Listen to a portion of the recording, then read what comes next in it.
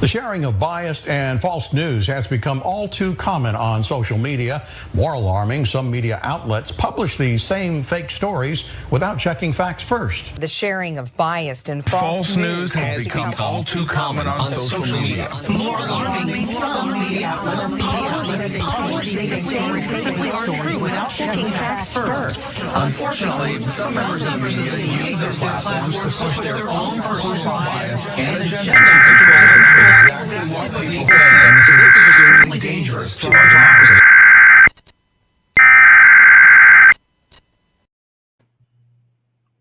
Yay.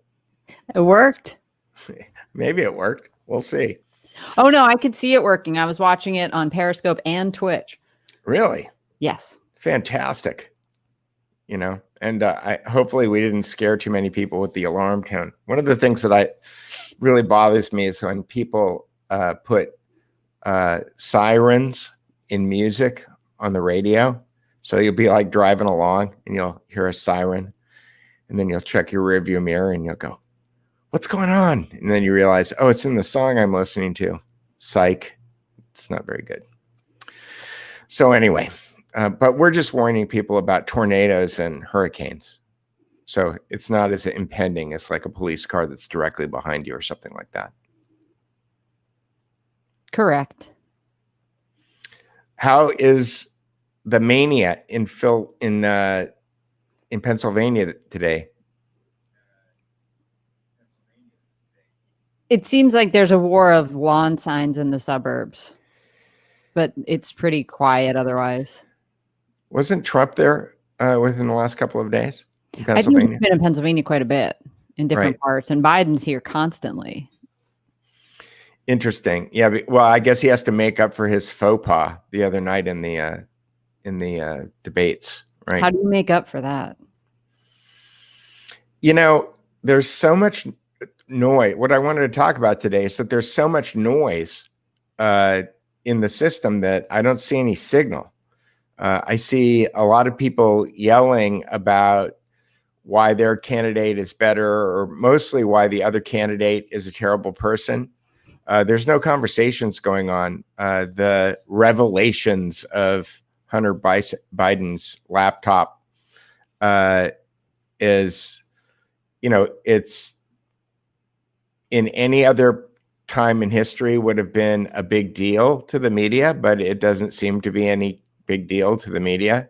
And I'm thinking, oh, this is a good example of how they dealt with the JFK assassination. They just figured out another narrative, and that's what they went with. And as long as they keep saying it, they assume that there's a certain percentage of people who won't question what they're saying, and they'll go ahead and keep moving forward with their narrative. And that looks like what's going to happen with the Hunter Biden stuff. I think they're going to say, oh, it's Chinese propaganda. Well, I mean, that'll at least be a new wrinkle in the story. We've gone from Russian propaganda to Chinese propaganda. Yeah, the strategy of tension all over the place just is so exhausting. I know. Well, hello, everybody that's saying hi, and magic to Matisse. I do not know if they got Bill Mitchell, and I thought he was got a week or so ago, wasn't he? Blown out. And Bill Mitchell is somebody who I've never paid any attention to. So can you fill me in on what the Bill Mitchell controversy is? Because I don't know what it is. Yeah, please feel free to fill us in on. Does he have some kind of intelligence sources have identified as a Russian hoax? Look, the intelligence people are supranational. That is, there's at the top of the pyramid where that eyeball is, they look at countries as an inconvenience, you know, so they will use Russia or China or Iran or North Korea as they will in order to maintain this strategy of tension, even though the strategy of tension is just a perception.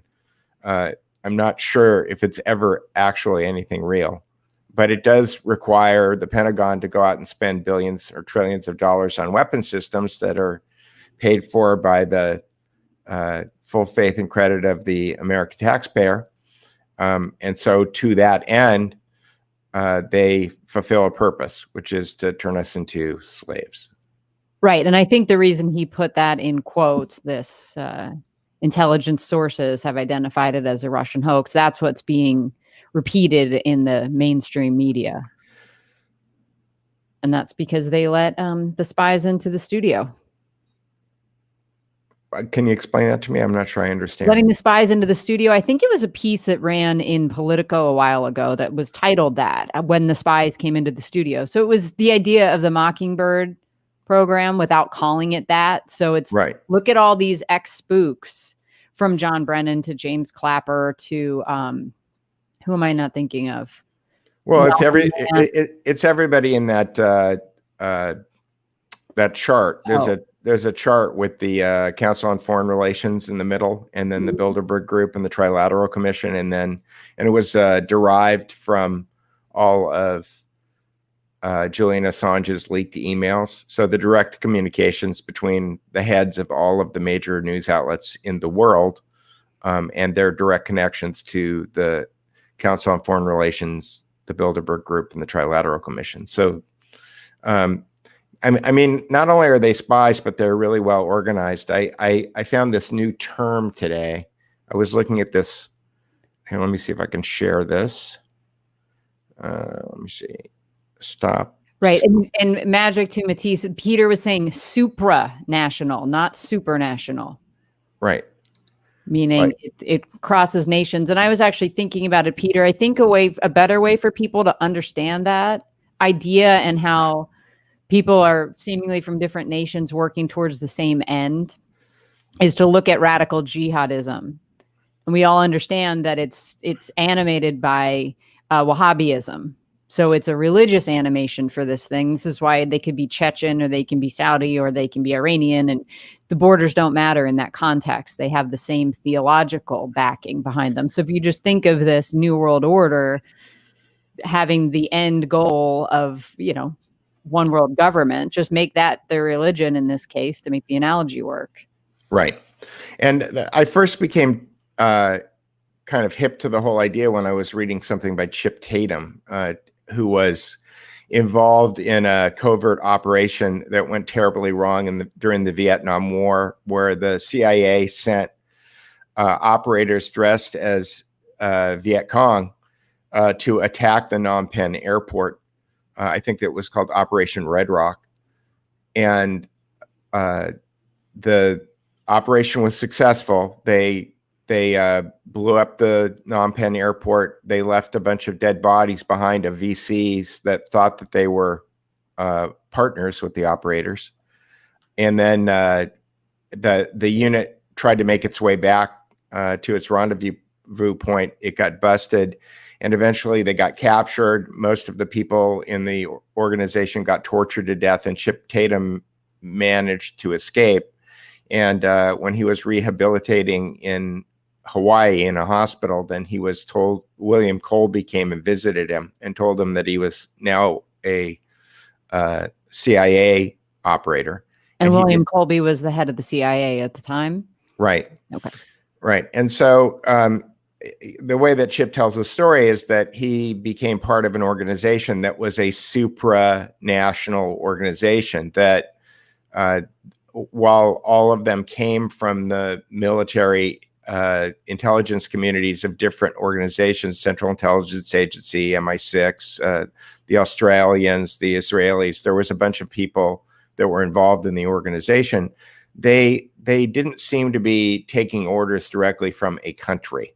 That wasn't how their command structure was set up.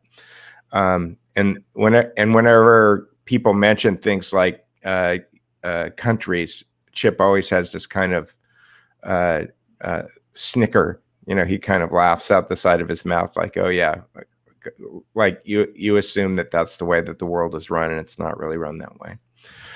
So today, I actually was reading something, and I discovered this term that I had not heard before, but apparently it's an old term because I found this white paper that was written years ago. That's the way that I always find these things, and it's called SPIN.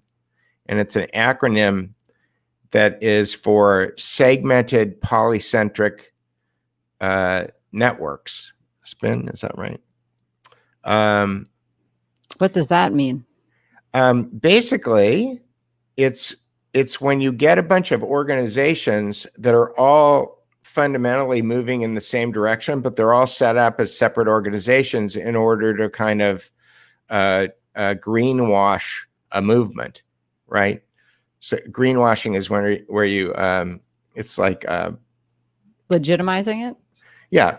And so you organize a bunch of social movements that have more or less the same goals, but they appeal to different constituent groups.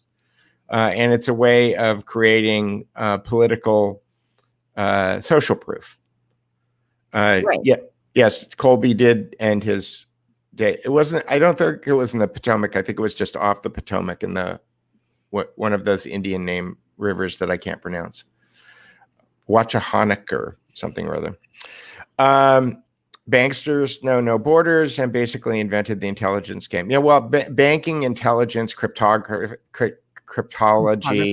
and money all go together. They're all complementary, and here, I'm just going to go off of that. And once you understand that, then the world becomes a much easier place to kind of figure out, because and if you start to think of the media as the propaganda arm of the intelligence agencies, then there isn't really a difference between the Central Intelligence Agency and MSNBC or the Wall Street Journal or the New York Times.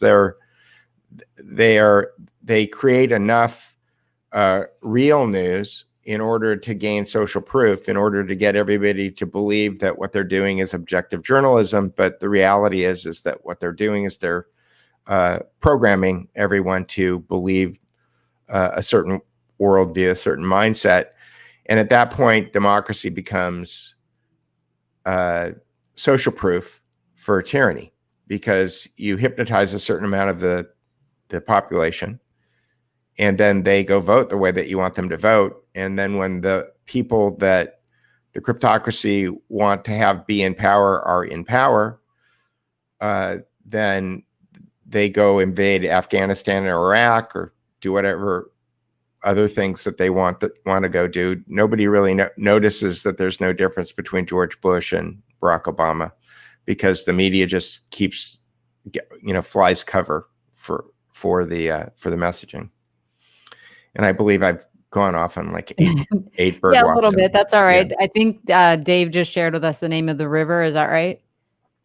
Yes, Dave. Yes, because Dave is like that. Dave is a walking encyclopedia who remembers the names, dates, and spelling of everything that goes into his head. He's an amazing human being. That's pretty interesting. And there was a question that I wanted to throw up, Peter, but I didn't want to disrupt you on your bird walk. So this is an interesting question that you and I have talked about.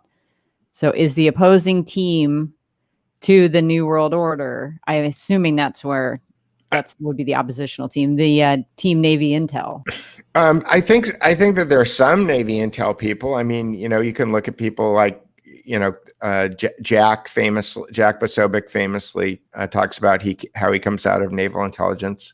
But, on the flip side, Bannon is also a Navy guy.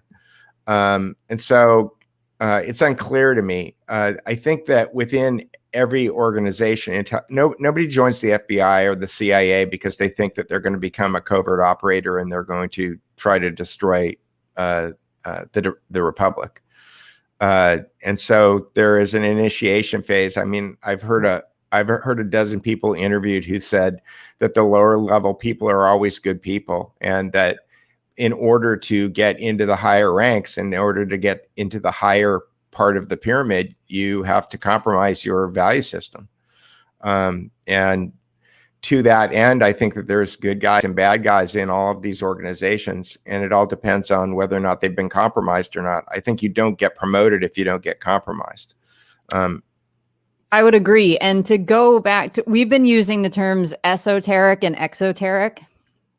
And I had somebody who's fairly wise suggest to me that we should swap those out and use front of stage and back of stage. And I said, it would make more sense, because we've talked so much about production, to say in front of camera and behind the scenes.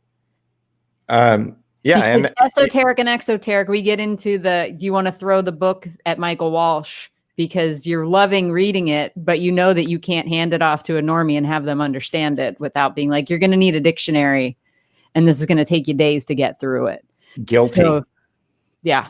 Yeah, no, I think you're 100% correct. And so who said that? Because that's a really good idea. that would be my dad. I showed him the pyramid because he said, I tried to watch you guys and it's just, you go all over the place and I can't keep up and I want it more bite size. And I said, look, here's the pyramid that I drew out, and showed him that and said, we're going to start building content that takes people up these levels, but you got to figure out what the base level kind of is. Right. So back to the Navy intel game. So what Peter's talking about, you don't get to that level, at least in front of camera. I think what we're seeing is red team, blue team. So they seem to be oppositional, but that's for the front of the camera. Well, I think there's green team, purple team too. So, I'm not limiting it to those two teams. But I'm just saying, for the purposes of everybody thinks Brennan's compromised. He's on the left. Comey has moved. I think people had him in the Republican column for a while, and now we can put him solidly on team blue. Clapper would be team blue. Who's the Bush? Hayden, blue. We could just keep going down the line, but you need some opposition that can show up on television, or at least have a platform on the red team side, so that you have some level of credibility that these are the guys battling at this level. There's the political level, and then there's the punditry level. Right. And the people that are allowed to show up are Ben Shapiro or John Bolton or somebody who's been anointed, by the left in order to represent the right. Enrique Tarrio was on Tim Pool last week, and I thought that, Tim was fair with him. He, put him on the spot a couple of times. And Enrique is, for those who don't know. Enrique is the chairman of the Proud Boys. He's Afro-Cuban white nationalist.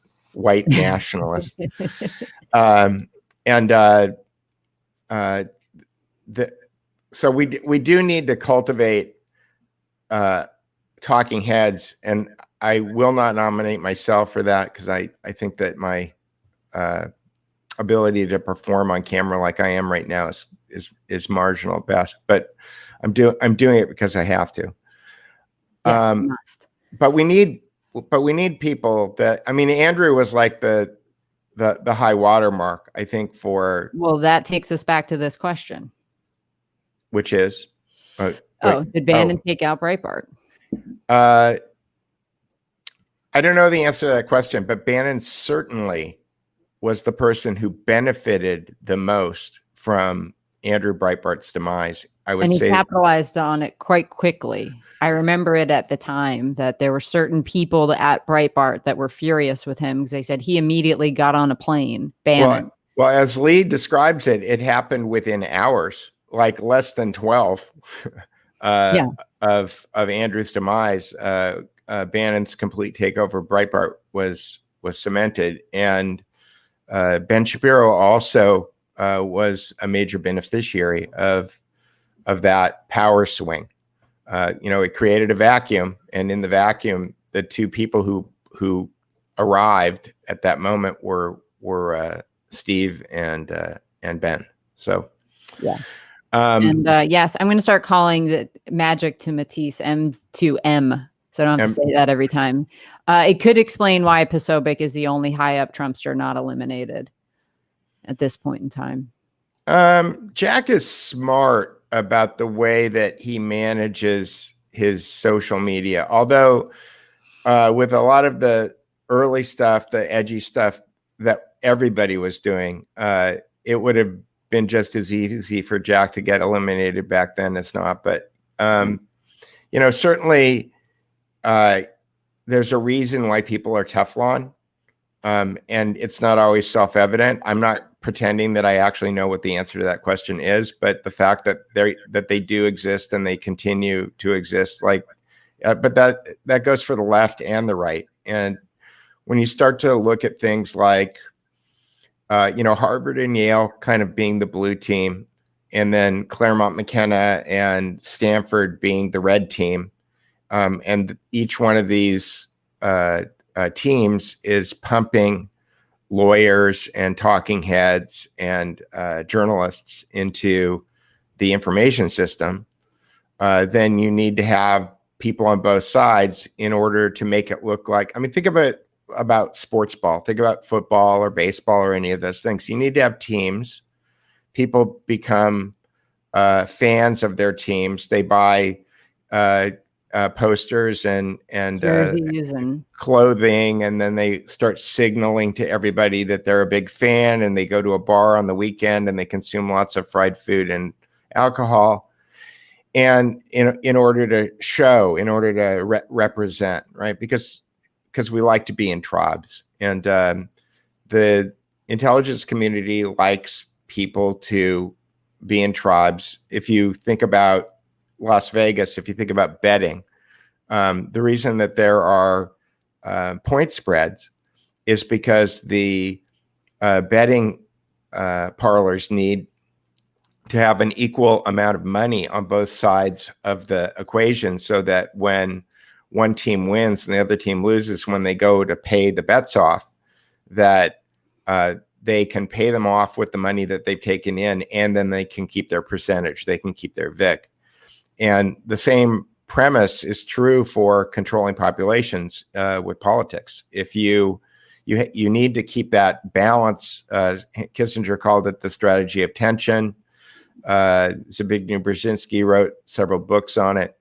But it goes back a lot farther. It's a lot older than those guys. Divide and conquer was Julius Caesar's Gallic war strategy, that because the Romans didn't really have a big enough army to completely control France. So the strategy was to keep the French fighting with each other, at which point the Romans could just kind of come in as the police force and make sure that, and clean up the mess and then collect the taxes, which seems to be the ongoing strategy for the last, 1,500 years at least.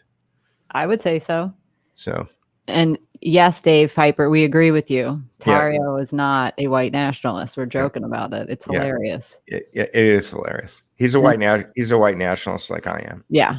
And I think Debbie here is referring to when Breitbart died and all the chaos and the aftermath of that. Another one, Bannon's career skipping is amazing. Yep. From the Pentagon to Hollywood to GS, Goldman Sachs to the Trump campaign. Oh yeah. But you skipped Digital Entertainment Network. Right. Over in China. Wasn't he doing that? Well, no, Digital Entertainment Network, which was a pedo scandal in Hollywood. I think that Bannon, Goldman Sachs, I could be wrong. Fact check me. But I think that he had something to do with that. And then he definitely had something to do with Brock Pierce, who was the one survivor. He was the one unindicted partner of Digital Equipment Network. And he went over to China and started a company doing gold mining for World of Warcraft, I believe. There was a moment in time when the World of Warcraft economy was wide open enough that you could play characters.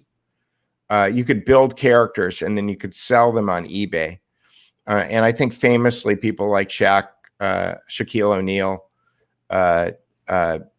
went and bought some crazy character for some ridiculous amount of money because he was playing basketball at the time and he didn't have time to go build a character in World of Warcraft. So he just bought a really good one that somebody had built. And again, you have to fact check me on this. I think the rumors that I heard were that they were using cheap Chinese labor, possibly Chinese army slave labor, in order to do the gold mining in the World of Warcraft. But eventually, I think it's Blizzard that was running World of Warcraft figured it out, and they shut that down. But not before Brock Pierce, I think, got $40 million from Bannon at Goldman Sachs. For that operation. And there's Biosphere. Yep. Biosphere. Again, it's kind of a grab bag of different projects, right? It's almost like, was he deciding that he was going to do that, or was somebody assigning him to go do that? Well, I mean, the same could be said for either you or I too. We both had strange career paths, so it could just be coincidental. Yeah. I mean, yeah, I sometimes I feel like Forrest Gump. Yeah, I understand.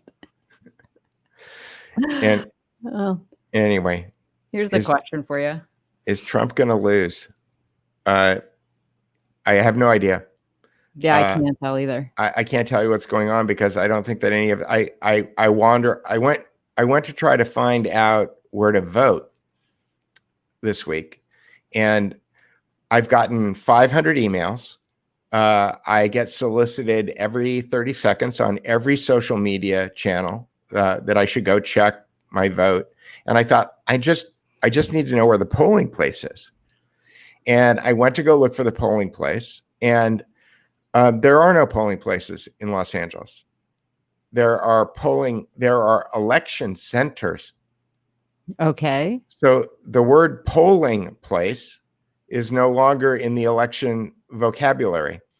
So the reason that I wanted to go to a polling place is because traditionally you go to a place where they have a big book and they have your name written down, printed out on a big roll, mm-hmm. And on one side, and the people at the polling place, it's printed upside down for you. So they're reading your name straight up to them. And then there's a line next to it where you sign your name. And I wanted to go sign my name. I wanted them to hand me a ballot. I wanted to put the ballot in the machine, and I wanted to get the little receipt with the number on it, because you can go and you can check later to make sure that your vote got counted. And so there's no polling places. They have these things called voting centers now, and they gave me a list of 10 of them. Some of them are going to open. Some of them are already open now. And then a bunch of them are going to open in the next 3 or 4 days. And I can go to any of them, which I find odd, because if I can go to any of them, that means that I'm not going to be signing a book, right? I'm going to be doing something digital or electronic, which makes me feel very unsure about this election. So this is a long-winded answer to, I don't know, because I don't know how they're counting votes. I don't know how they're validating that people are legitimate voters. And in California, we live in a tyrannical fascist state, and half of the people don't seem to understand that that's the reality of where we're living. So I don't know the answer to the question. I wish I did. Yeah, you know? I don't really have anything to add. I mean, I live in another tyrannical state, Pennsylvania, where they've just come out and said that absentee ballots or the vote by mail ballots that aren't signed, or you can't check the signatures against the signatures in the book. That's off the table. Which at that point, then might as well just throw the whole thing out. It's absurd. And the way that the absentee system has worked here for years, and I know this because I worked at the polls, is after the polls close for the day, and you make sure that the count of the ballots that were cast at the polling place check out, then you go and open the absentee ballot envelopes. And you go through those with the big book that Peter's talking about, and you make sure that the signatures match, or that the person hasn't already come in and signed. Because people have sometimes sent in an absentee ballot thinking they weren't going to make it, and then they can, for one reason or another. So you just have to discard the absentee ballot if that person's already voted. But the way that you ensure that it's the person who's supposed to have voted is by matching the signatures. So they've taken that out of the whole situation. Right. Or is it going to be digital? And yeah, I don't know the answer to the question. I don't know how they're doing it, and I don't know about the veracity of the election. I know that I see thousands of people yesterday in Beverly. I'm going to go to Beverly Hills, I think, on next Saturday, because every Saturday for the last couple of weeks, there's been thousands of people in Beverly Hills with Trump signs, and I'm going to go check that out and take some pictures. But there certainly seems to be a loud, large group of people who are driving cars with flags and going through areas and showing solidarity and doing all of this stuff. And I just don't know that it gets reflected in the numbers. I know that in Orange County in the 2018 election, there was huge amounts of ballot harvesting and voter fraud, and ballot harvesting apparently is legal in California now. And that's where somebody else can come and collect ballots. Yeah, somebody can come to your door and say, "Hey, can I take the ballot to the voting center for you and drop it off?" They have. I posted a picture on my Twitter feed last week of, it was on Trash Day. I thought it was appropriate that there was, 2 newspaper stands, a voter drop-off box, and then a bunch of trash cans, all lined up on the sidewalk in front of the library.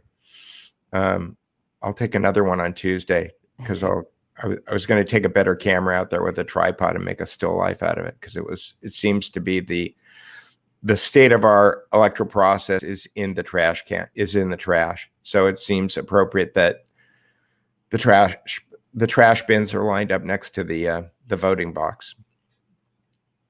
Correct. What do you think about the media blackout on the Biden laptop? Why do you think even Fox won't touch the third rail? It's a big question. I don't even know where to start to answer the question. It's porn. The idea that you're putting porn, and there's revenge porn laws. Right. So the idea that somebody may construe that as revenge porn and then you're promoting it might create some kind of legal liability. You can talk about it, though. You can say these things exist. We're not linking to them, but they're out there. And I mean, people don't know about them. I texted a friend of mine before we got on here, and he's hardcore newsreader and all this. I said, "Have you seen those? The tapes about, did you know that they came out?" And he said, "No." Right. They came out last night, our time at least, or in the evening. I don't know. I only found out when you texted me about it. Right. And the way that the videos have been released. So here's a scenario. All right. And I'm not saying this is true. Okay. But this is a hypothetical situation, is that if you're Bannon and Giuliani, perhaps, and you want to position yourselves as the leaders in the MAGA movement. Right. And you present information that is damning to the other side, but is not damning enough in order to win the election. Then in the 2024 cycle, you have positioned yourself to be the thought leaders for the right. So in a situation where Donald Trump does not win the election, then who becomes the philosophical leader of the right? And that would be the person who, dumped these porn videos at the last minute into the media mix. So that's my, dark scenario component of it. But if you look at the videos, and you can look at the videos by going to gtv.org. And then you have to do a search on top of that. They come right to the top for me. Not for me. Interesting. The way that they're constructed is very propagandistic. I mean, it's like over the top. The way that the questions are framed, the way that the media is presented, the way that they are contextualized. So I could see if you were a mainstream news outlet and you're an editor and you're looking at that stuff and you're trying to figure out, how do I actually even cover this story in a way that is either not actionable or makes it look like I have some kind of bias, because they are so clearly biased, right? That it becomes difficult. I think that, one of the things that James O'Keefe does is that when he releases any of his edited stuff, he also releases the unedited stuff. So because that allows media outlets to go through the material and then look at it within a null context, right? Yes. And there is none of that with any of this material. It's certainly salacious. He's doing illegal things. There's nothing that directly, the emails may tie him to the sordid business affairs. And there may be one person who's having sordid business affairs who's also having sordid private affairs. But there is no clear connection that there's a quid pro quo that I've seen. Right. I mean, the story could be this is material that the Chinese had on him. I mean, that's kind of what they're trying to allude to, at least from what I can tell. And I'm not sure that we're all watching the same videos. Right. Either, because I've seen them cut up into smaller bits. I've seen one where there's some guy, I assume that's Guo, who's this Chinese dissident billionaire guy that Bannon hangs around with. He was on Guo's boat when he got arrested. Right. I assume it's him speaking at the press club, saying something about the Chinese and going off. And then it cuts to just this, Hunter smoking crack with some chick. You never really see her. Right. And then there's all these intimations. There's intimations that it's the lead actress in Mulan. There's intimations that it's that Malia Obama is in it. It's like there's all these intimations and pictures of people's anatomy without or the side of their face in a way that you can't really tell who the person is. What does that have to do with Bannon? Bannon has orchestrated the release of all of these. Bannon and Giuliani are together on this. There are videos of Bannon and Giuliani releasing this stuff. That's what Bannon has to do with it. Yeah, and I think to bring up Debbie's point, where Schweitzer's out there talking about the business affairs with the Biden's China, Biden's Ukraine, etc. I think they're running these things in parallel. Sure. 100%. I mean, Schweitzer is part of Breitbart. Right. Well, and Schweitzer, I think, is funded by the Mercers, and I think that Bannon orchestrated that. So, Miles Kwok, yeah. So lots of questions, right? There's lots of questions, and I don't think anything is clear cut. No. My major issue with Bannon is that the way that he presents information is very in line with neurolinguistic programming. And since, you and I started taking a look at neurolinguistic programming a year ago, Tracy, it's like you can see patterns in the way that people talk now. You can see the nominalizations, you can see the cause and effect, you can see the scaffolding on top of those things. And it becomes self-evident that there's some kind of message manipulation going on. And I'm not saying that that's good or bad. It might be good rhetorical form that you learn in college, but it's a red flag to me. It creates a question. It makes me wonder when I look at people who are using those techniques about what their intentions are and why they're doing it. And Roy, I'm not sure that I understand what you're asking us. So you don't believe it then? What is it? I believe that there's videos. Yeah, there's 100% videos. Okay, I believe that there are salacious things going on. I believe that you could construe it as blackmail. I also see that you could construe it as revenge porn. I could also see that it may or may not have anything to do with the business deals that are being revealed in the emails.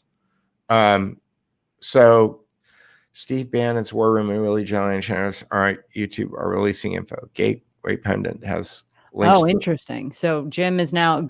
So Peter, you kind of mumbled that one, so I'll read it. Yeah, Steve Bannon's War Room and Rudy Giuliani channels on YouTube are releasing the information. The Gateway Pundit has links to the latest video.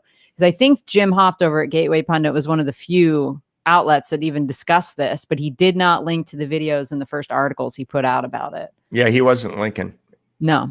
Well, for the very reasons that you just went over. Jim's not afraid of anything, but the left has been coming for him forever. He doesn't need to give them a win by exposing himself to, the vulnerability of getting charged with a revenge porn or something like that, because they will do that.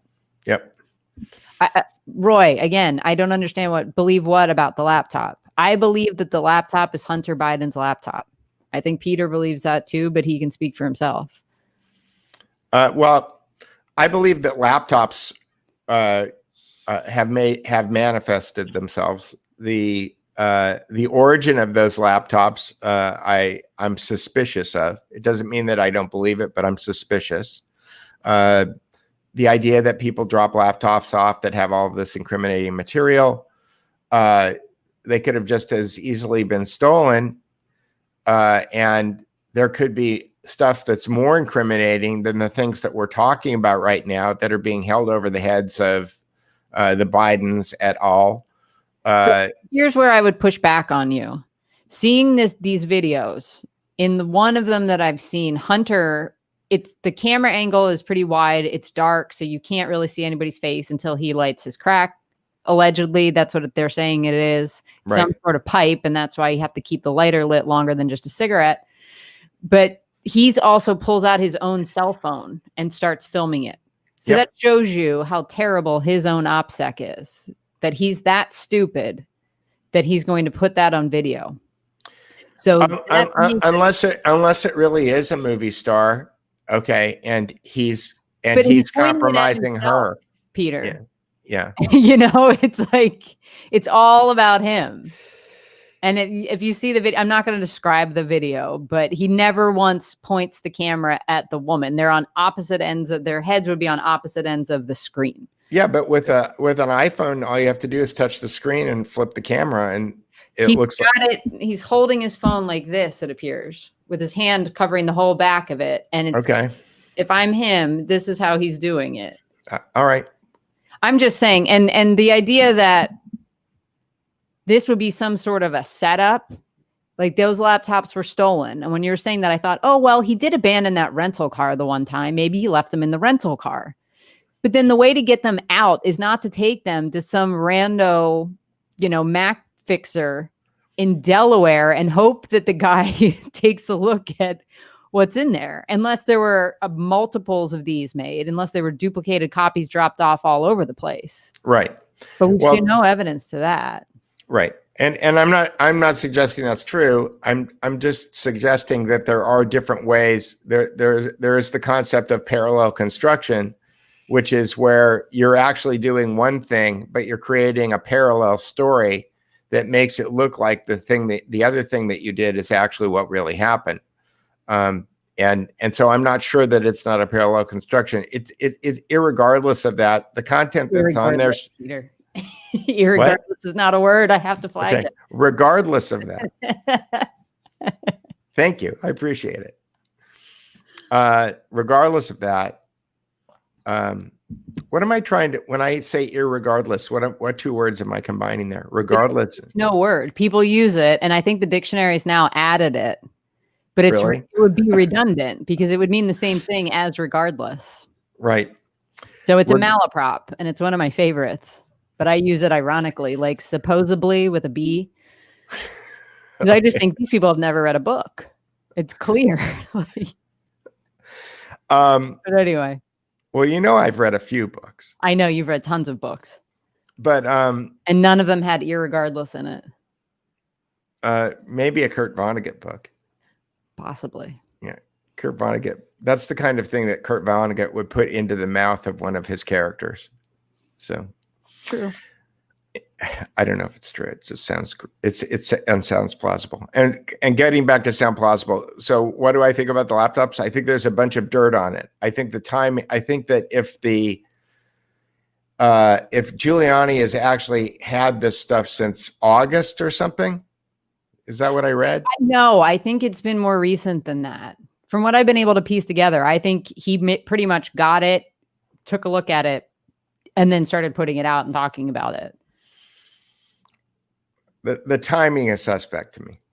Yeah, well, that's the thing. If it was an op that they were running, they would have done this sooner.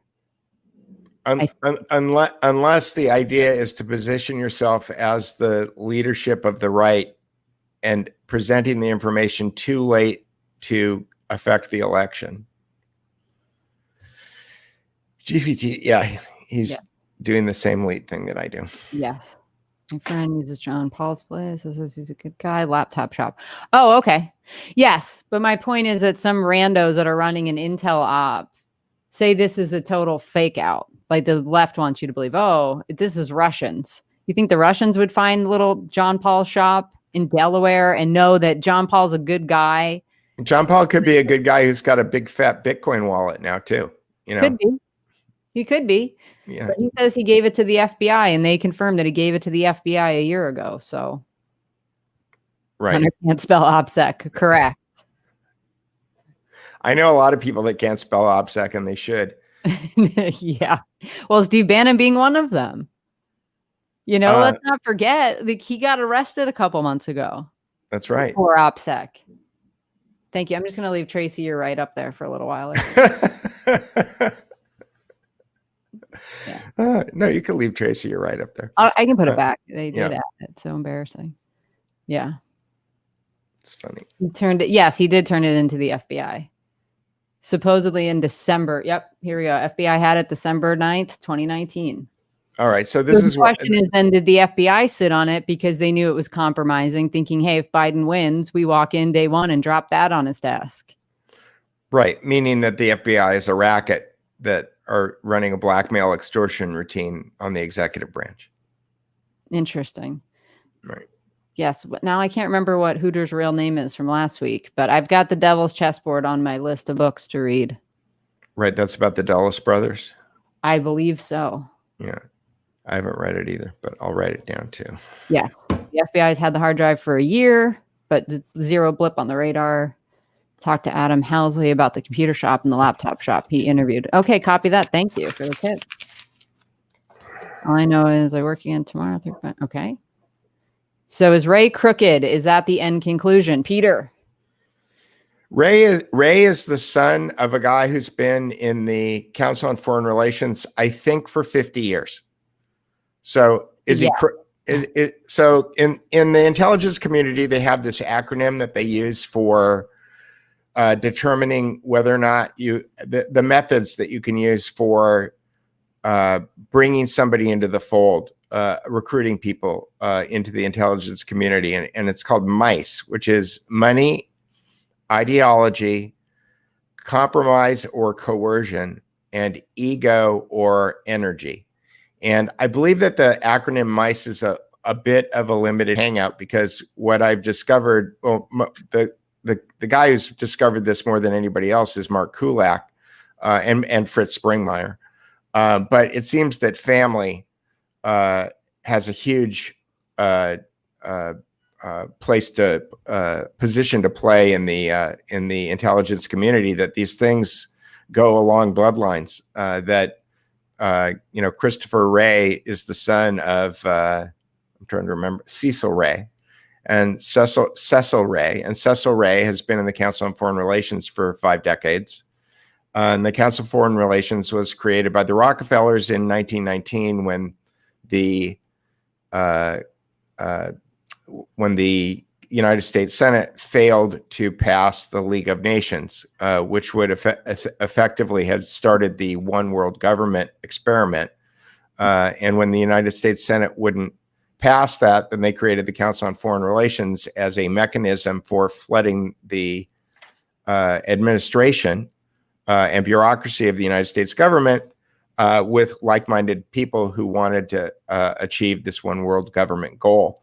So when you look at a guy like Christopher Wray, even though he's not a member of the Council on Foreign Relations, he was certainly raised into that family. And so to the, what was the example that we were using? We were using exoteric, esoteric, but Tracy is suggesting front of the stage. In front of, well, you can use front stage, backstage, or you could use on camera or behind the scenes. Right. So Christopher Wray in front of the camera is the head of the FBI, but behind the camera, he's got his father directing him. Or, he went to his father's film school, as it were, in order to learn how to be the actor that plays the head of the director of the FBI. And it's, in George Webb's parlance, all a school play. So, yeah. So, but you can say the same thing about Barr. Barr is a fixer. He's like Victor the cleaner from La Femme Nikita.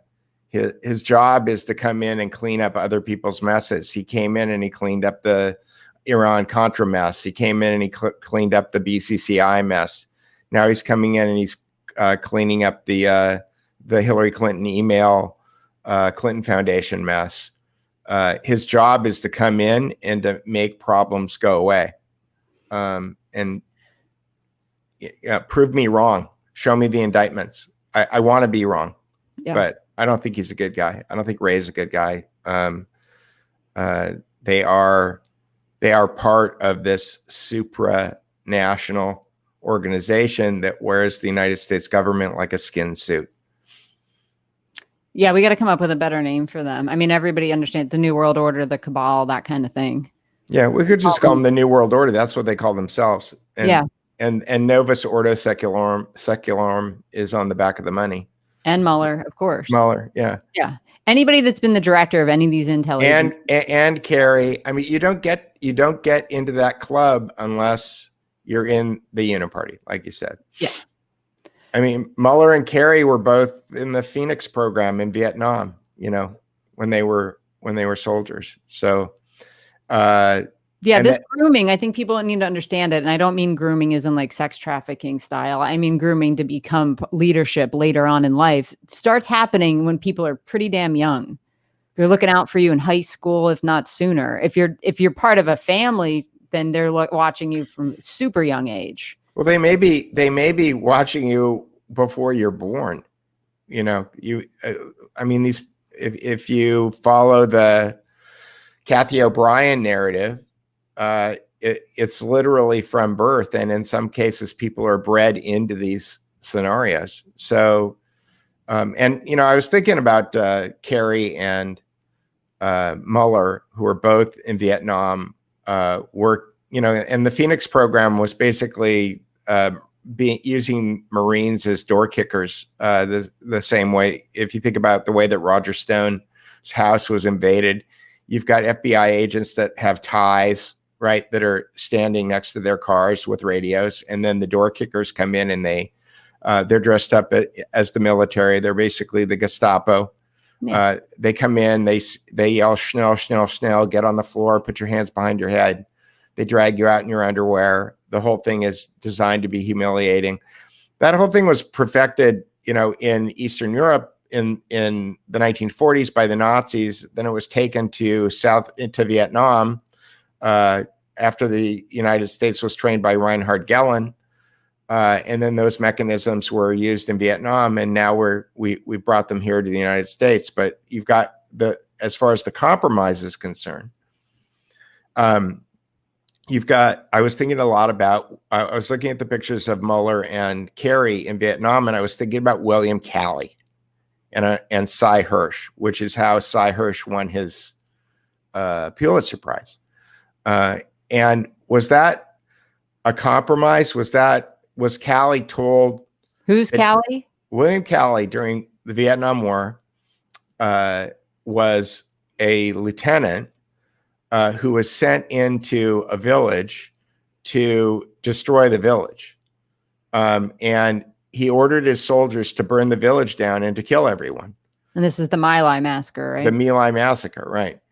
And if you read Doug Valentine's books, the Phoenix program or the CIA as organized crime, that was standard operating procedure. That was part of a program. That wasn't like some crazy guy doing some crazy thing that nobody told him to do.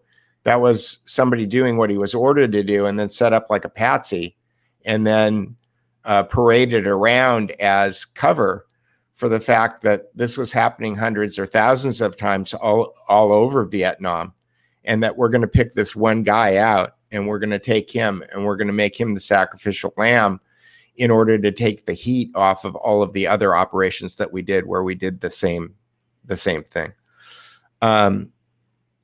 Illuminati. He's saying Illuminati. Yeah. Illuminati is, I'm not sure that they still call themselves the Illuminati. That's the whole thing. If you follow the history of the secret societies, and Tracy and I have been doing a lot of deep diving into, Adam Weishaupt and the creation of the Illuminatis in 1776, and then they kind of disappear after they get kicked out of Bavaria.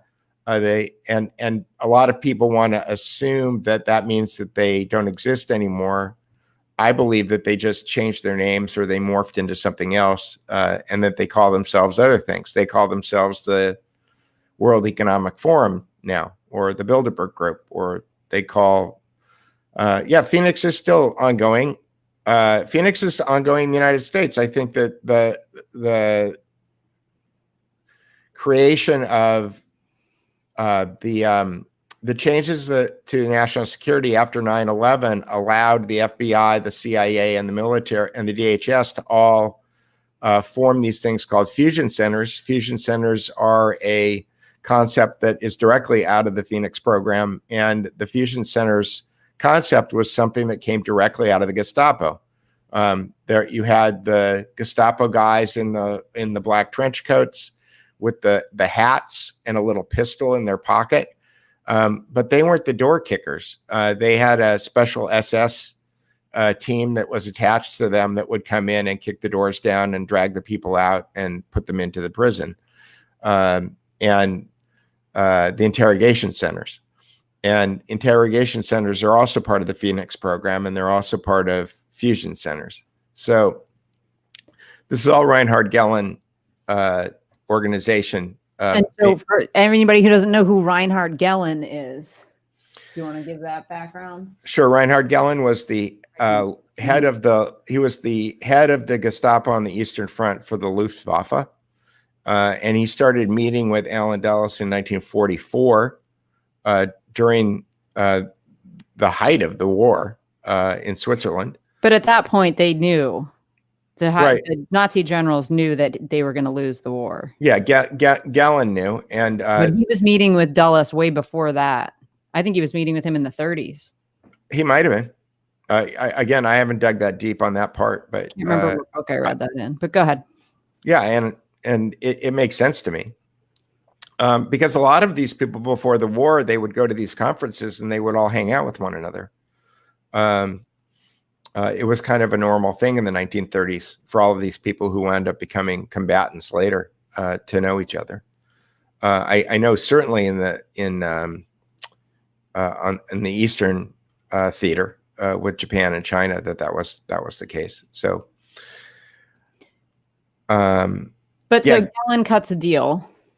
Gehlen cuts a deal, and that wound up turning into the Gladio program, where there was a trade of services. So the Gestapo already had an intelligence network set up in Europe, and the OSS, which became the CIA, wanted to take advantage of this intelligence organization that was already created because they didn't want to have to go create their own from scratch. So basically, the Gestapo just went to work for the OSS and then the CIA at the end of World War II. Well, and it wasn't just the Gestapo, but they keep, my kind of take is we've talked about this before, where they have these playbooks. If you think about them as a team, mm-hmm. and they're, the game is world control, and then they're just running different plays to ensure that happens. So they've got these stay behind armies known as Gladio. Right. They leave an armed contingent that's going to be able to rise up and fight off the next round. This happened in Italy. It happened all over in Europe and in South America. Can't remember the name of that book, but I'll grab the link. It was called Operation Gladio, right? The one about the one that gives a complete overview, right? Yes. And then you've got the color revolutions that we've talked about before. That's just another play in the book. Then you've got the armed coups that go on. They just, once they find a tactic that works, there's no reason to stop doing it. And to think that it's not happening on, our own soil is kind of juvenile and naive. Right. Which is why, I said, I was talking about Caesar's Gallic Wars and the divide and conquer strategy of the Romans. There's nothing new under the sun, Ecclesiastes, right? Yeah. the tactics that are being used to control us now are the tactics that have always been used to control us, which is that there's good guys and bad guys. Whoever you're talking to is always the good guys. Whoever they're up against are always the bad guys.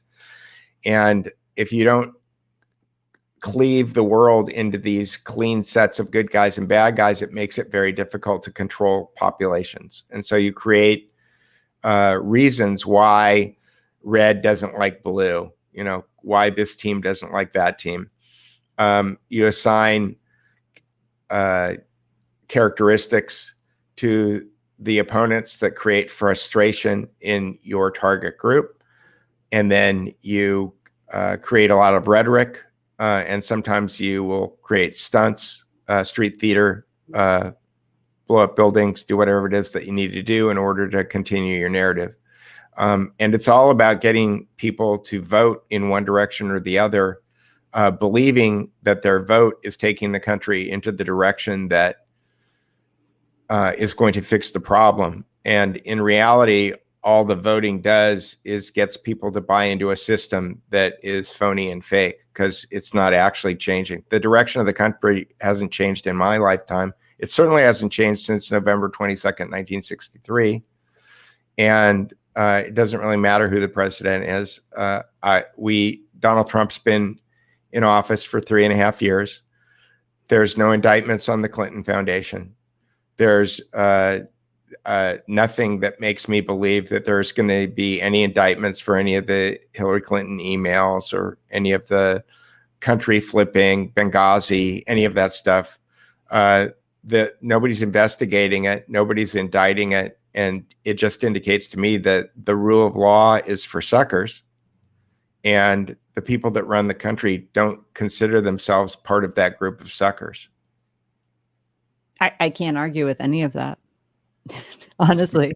Yeah. But I have a question for Space Cow. She said, I'm assuming gender, sorry. The alien photographed with the hairless cat known as Space Cow is saying, got contact tracers running all over my city dressed in brown too. And I believe Space Cow is Canadian. So I'd like to hear what city that's happening in. Because I haven't seen any contact tracers about in Pennsylvania. But the interesting thing is about all of these fascists, and I'm going to call contact tracers fascists, is that people on the right get accused of being the fascists, but when the other side is actually acting like fascists, the problem with the right is that we don't actually have any real fascists. Right.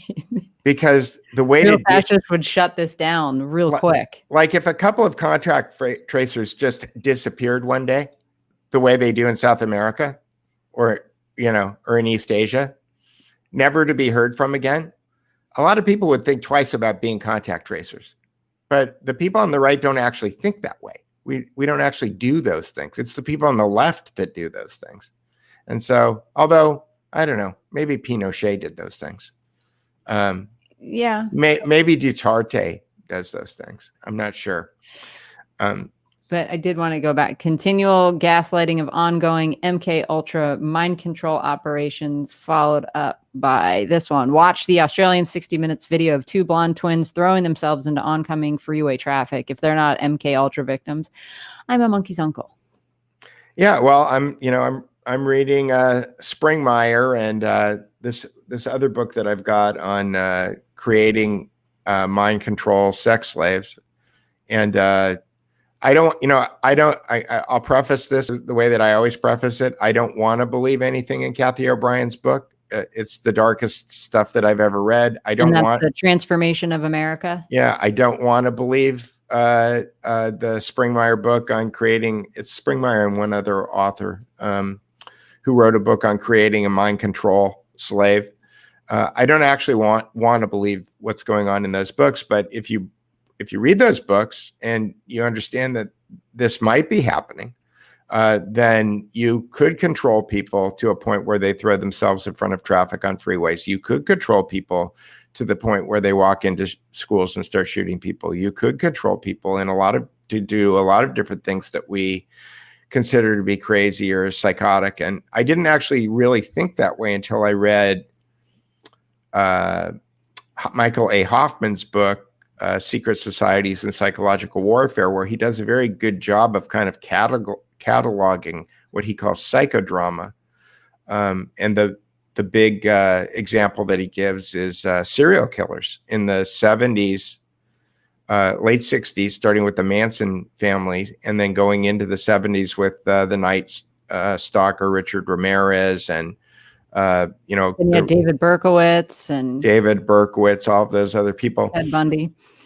Right. Gacy. But we were able to rattle off how many names? You're telling me that right now in 2020 America, there aren't serial killers active? Right. And that was Hoffman's point, that they became a thing for a certain period of time, and then they disappeared. And now we have school shooters, right? Every 9 months or a year and a half, we get somebody who walks into a school and starts shooting the school up. And then there's a massive cry for Second Amendment, to get rid of the Second Amendment. If you can mind control people into doing those types of things, then you control the media, then again, democracy is compromised to the point where it is ineffective and doesn't work. So that's got to be an interesting story, Debbie. She's saying the Night Stalker nearly killed one of my friends. Yeah. Yeah. Have you heard of somebody turned me on to a movie that I watched yesterday that kind of puts all of this stuff into context, called Princes of Yen. Have you heard of it? No. Can you say it again? Because I'm not sure that I understood it. The Princes of Yen. It's on YouTube. There's 4 or 5 different versions of it. So if you click around, you can find the one that's got the highest quality. And it is a movie that is about how the global banking elite create bubbles on purpose in order to create this Hegelian dialectic and to change governments all over the world. And the test case that they give is Japan, because at the end of World War II, the Japanese economy was destroyed. The Japanese banks were destroyed. And the way that the Japanese economy was fixed almost overnight at the end of World War II is that they created a central bank called the Bank of Japan. And then the Bank of Japan bought all of the distressed assets. So companies that no longer had any assets because their factories had been turned into rubble and their staffs had all been decimated. Now, how did the Bank of Japan have any money to buy anything? They printed it. Oh, magic, right? It's magic. Yeah.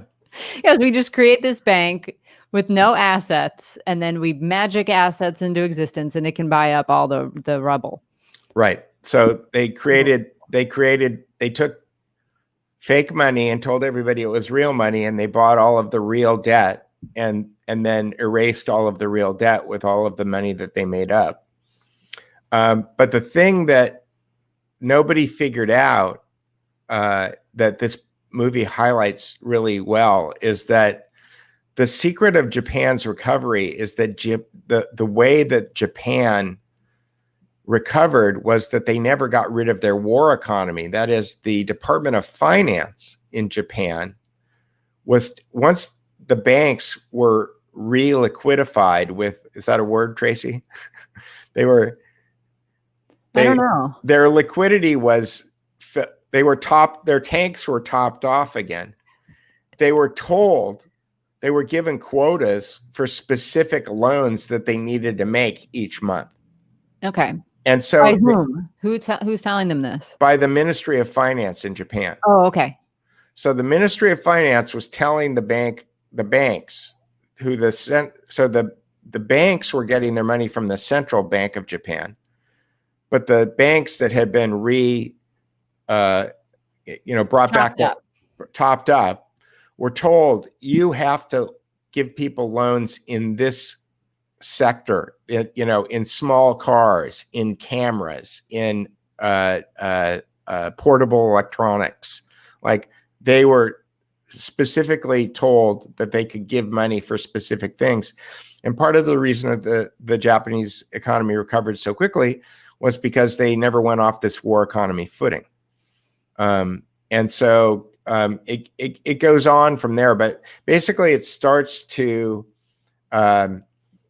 compare and contrast, to use my freshman college instructors' assignments, every one of their assignments, to compare and contrast the way that Japan was revitalized from things like the Asian tigers in the late 1980s, who were, I think it was late 1980s, that were economies that had been created almost the same way that the Japanese economy was created. But then when they got in trouble, instead of creating their own central banks to create their own currencies to solve their own debt problems, what happened was that they were forced to deal with the IMF.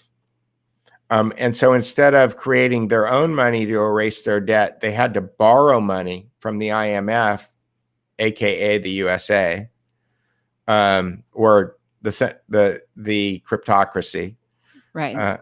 I mean, it's the UN, the World Bank, it's all that. Right. You have to take our money and abide by our rules to top off your tanks. Because if you take our money to top off your tanks, then you have to live by our rules, meaning that you have to change your government. You have to change your government policies. You have to change the way your bureaucracy does things, because the way that we're going to take control of your country is through the banking system. By making you debt slaves. By making you debt slaves. So instead of our fake money, Peter, let's remember, like, the World Bank doesn't have any money. The IMF doesn't have any money. It's our fake money. Right. Yeah. You have to take our fake. You have to take our fake money in order to be able to top off your tank. And so they did the same thing to Russia after the fall of the Soviet Union. We did. It's to bring up what you said earlier. It's the same play. It's being run. I think it's been run for hundreds of years. I think that they've just got computers now. Yes. Right. And they have mass communications. So two things can happen. They can do it faster, and then they can also we can also find out about it if we don't pretend that we believe the stories that they're telling us. So will that game end anytime soon? I urge everybody to watch the movie. But how do you get people to understand that money is fake? I mean, the libertarians have been trying to do it since, I don't know, the 70s, if not earlier than that. Well, let's talk about that for a second too, because I hear a lot of libertarian bashing that is I mean, I think a lot of it is valid. But I wonder whether or not the libertarians have been infiltrated by people who float different ideas. I think that the one that gets used as a weapon against them more than anything else is like open borders. Is that no, that's a serious fight within the party.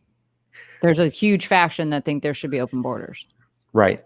And this is what I'm saying as a compromise. Is that a compromise operation? Like, did those? No. They arrive at that from logical first principles, right? It's private property society. Because the agreement that Adam Weishaupt had with Rothschild was that their approach was not to create their own the Illuminati, as it were, was not to create their own organization, but was to infiltrate other organizations and then co-opt them to their purposes. So take an organization like the Masons, which might have been benign, I don't know. What's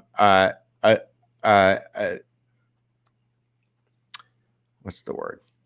Take an organization like the Masons, which might have been benign, and then co-opt their leadership in order to move the organization into the direction that you want to go in. And kind of like, it's body snatching, right? It's invasion of the body snatchers. You take an organization, Heal the Bay in Santa Monica Bay might have been a bunch of true believers who really cared about, sea life.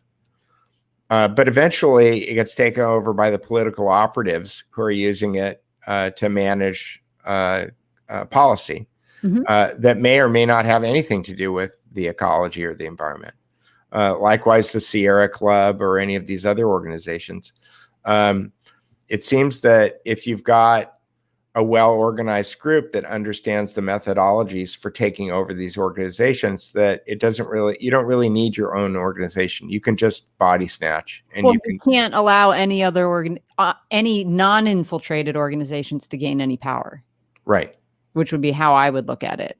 So when it comes to the Libertarian Party, I don't know that that's how that came about. I do understand that you could arrive at that dichotomy. And so you would have people on one side of the argument saying this is a private property thing. So the people that live along what we call the border, the imaginary line on the map, should be able to police their own property line. It shouldn't be the state coming in and drawing those lines. So if you have a completely private property society, there you go. You don't have a problem. You don't even have an open border to deal with. You have people's land. But then the other side of it, and I know Lou Rockwell, who runs the Mises Institute and was Ron Paul's chief of staff for a really long time, he is against open borders. And he comes at it, he calls it subsidized migration, which I think is a really good way to capture it. And kind of falls in I think it was even Milton Friedman that said you can't have open borders and a welfare state. And I think most libertarians would agree with that point. It's just kind of how do we handle it now? And if you're looking at, we want the state to be in a position to do the least amount of violence against people, whether they're citizens or not, then you would be on the open border side, I suppose, and just let it run. So you don't have police enforcement and people in cages and all that kind of stuff. Right. So, I mean, the answer it really is, I think, is principles first, right? And then labels second, because what winds up happening is that, especially the best example for me is the color red. In the year 2000, the networks, the major television networks, decided that Republicans were red and Democrats were blue, which I've always had a problem with, because red is the color of communists and Nazis. And I didn't think of the right as communists and Nazis, although many Democrats love to paint the right as communist, as Nazis specifically. And so, and there's a lot of good comments that, the libertarians, the ACLU, the ADL, all of these organizations have been co-opted. They've all been taken over. And that's because they're not sticking to principles. I mean, the ACLU defended the KKK at one point, right? Yeah. But I mean, my difference here, and I think maybe I missed it, is that with the libertarian principles, you can argue both sides of that.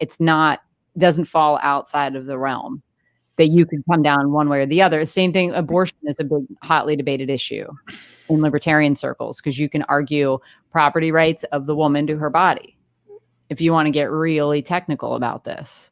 Right. And you argue, the non-aggression principle. And those seem to butt heads right there. Which way do you go? So it's not necessarily that it was a purposeful infiltration. I do think they were very naive in the leadership level. And you can watch this play out online. There's a lot of fighting that goes on with people that fall onto the more, we want to stay as principled as possible. And we're happy to have those fights, but we're not letting social justice warriors come in and take over. Right. And this is where I think things like Wickard versus Filburn have completely messed up the experiment, the social experiment that is the United States of America, because I think that the founding fathers thought, well, in different states, they can have different laws where if you don't like abortion, you can go live in a state where they don't allow it. And if you like abortion, you can go live in a state where they allow it. And what Wickard versus Filburn did is it kind of federalized all state law and made it to the point where the federal government could start telling states what they could and couldn't do. Yeah, that was the Commerce Clause decision. Right. Right. And that was intrastate instead of interstate. Right. They blurred that line. Yeah. Well, this is where, I mean, you'll get the minarchist libertarian argument. Like the government should be restricted to what's listed as its jobs in the Constitution. Right. Not reading stuff into things like the emanations and penumbrums. Right. Not penumbra found in the 14th Amendment somehow magically are a right to abortions. Yeah, no, that's not something that the federal government was ever envisioned to decide. Right. No, it wasn't. And it's been a slippery slope. And when those little tweaks happen, people think Wickard versus Filburn is about the price of wheat. I think that, or whether or not you have to grow corn. I can't remember what it was wheat, I want to say. Yeah. But you look at the trickle down effect that winds up having on the entire rest of the system. And now you've got all these people fighting over Roe versus Wade, where if it was as the original founders had envisioned, you would just go to a different state if you needed an abortion, because you'd go to the state where it was legal.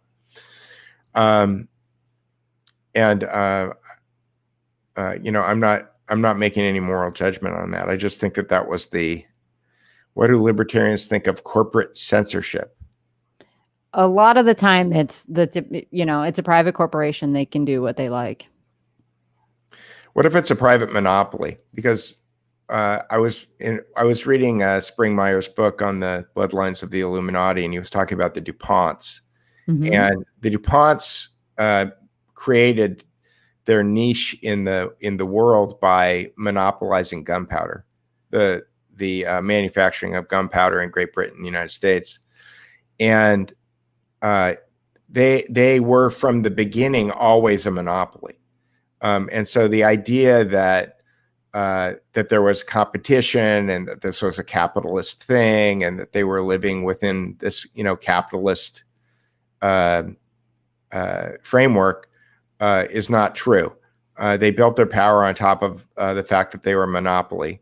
Mm-hmm. And when you start to look at Google and Facebook and Twitter and YouTube, these things are all designed the same way that DuPont monopolized the gunpowder business.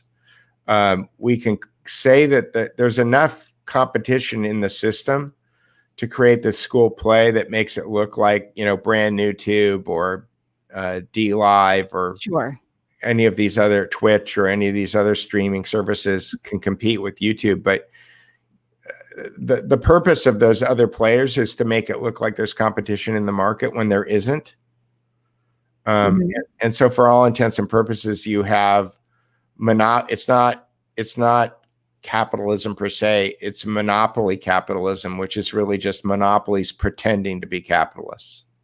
I agree. So that would be my assumption about whether or not, do the libertarian argument about whether or not these companies have the right to censor you would be determined whether or not they are monopolies.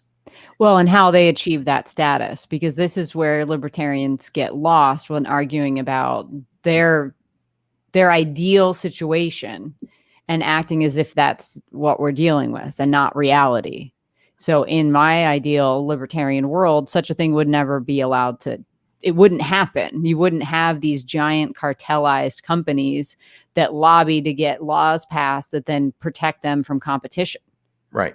That wouldn't exist. You don't have the guys with the guns that are willing to protect you while you build up this monopoly. Right. And if you look at things like Amazon built their monopoly on top of the fact that there was a loophole mm-hmm. in the sales tax laws that said that if somebody bought something from out of their own state, that provider did not need to pay state income tax. They didn't pay the sales tax, you mean? Sales tax, yeah. Yes, and they were supposed. Well, now they just push that onto the consumer. They enforce it now. But they pushed it onto the consumer after they put 70% of the retailers out of business, the local neighborhood retailers. They put all of those people out of business because if I was buying a $5,000 camera in California, the sales tax is $500. And if I buy it from B&H or Adorama in New York, I save $500. That's 500 real dollars that I'm not spending. That's not going to the state of California. That's allowing Amazon to put the local camera stores in California out of business. And I live right next to Delaware. I know you don't live close enough to Oregon to take advantage of it, but Delaware has no state sales tax. So you can go to routinely just drive from New Jersey, Pennsylvania, Maryland, just right over the border into Delaware, and you're saving yourself, depending on your local sales tax, quite a bit of money if it's a big purchase. Right. So you driving in Delaware, it's furniture stores everywhere. You can't get away with it with, say, buying a car, because you have to get your plate in the state you're going to live in, and that's where they pick up the tax tab from you. But furniture, TVs, all that kind of stuff, anything you're going to drop 3 figures on, you're still saving a ton of money. That comment that you just put up, if you put it back up, it said the evolution. It's not the evolution of capitalism. It's not. It's monopoly. It's predatory, monopolistic behavior pretending to be capitalism. I don't believe it's capitalist at all. I think it's monopolist. We're all in the company store now, and the company store is called Amazon. So that's not capitalism. It's gaming the market. Reading The Sacred Mushroom and the Cross, and that changed my life. Okay, great. I think I know what that's about. Yes. I like to shop from home too. I just don't like. I think that he's just pointing out that that's how they were able to get really rich and undercut everybody else. But that was the competitive advantage that they took advantage of, and it wasn't illegal. It wasn't. Yeah, I like to buy cameras online too, but I don't like putting the camera stores out of business that I would normally shop at by virtue of a loophole. That's allowing Amazon unfair competition. Yeah. Somebody was talking about the mushroom and the sacred mushroom and the cross. Right. And that's is that like the Terence McKenna school of? Yes. I can't remember the gentleman's name who wrote it, but to answer Simon's question, there is no libertarian answer for that question about whether libertarians are okay with neighborhood news being censored.